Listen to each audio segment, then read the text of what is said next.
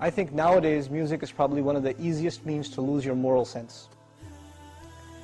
Music is audio pornography today. That's what it is.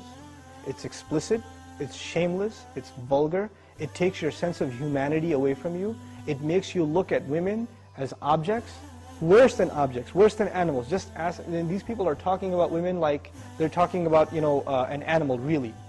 It objectifies women, and especially I've noticed a lot of the brothers that I know of, Muslims, that are really into the hip-hop scene, and they're kind of doing the hifz of the song, right? They're memorizing the song, and they're really good at reciting it with perfect tajweed too, right?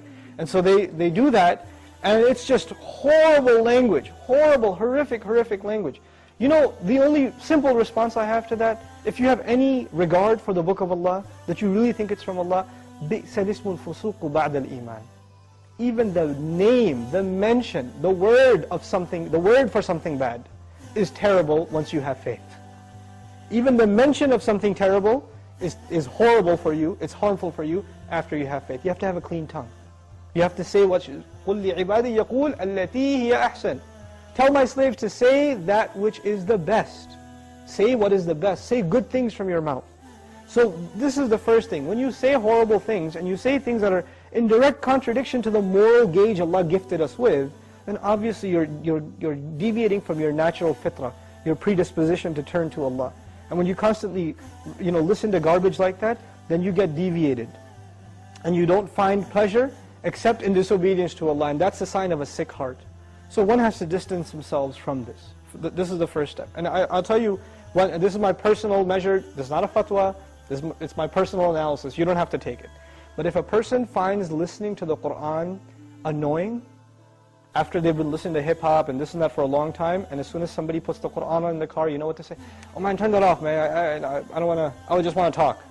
And they immediately, they get a little annoyed when they hear the Qur'an. That actually means the shayateen have taken over. And they're constantly making waswas out of this person.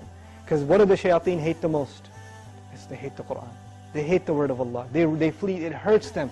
So you know what they do? Because this person has let the shayateen, the devils, into his heart, they start pinching at his heart when he hears Qur'an, and he says, I don't want to hear this.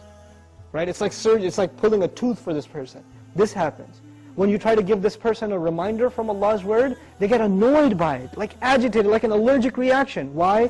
Because they've let the shayateen in.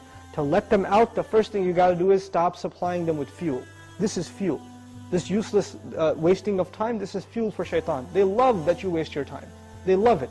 Because the one asset, the one piece of wealth Allah gave every human being is time.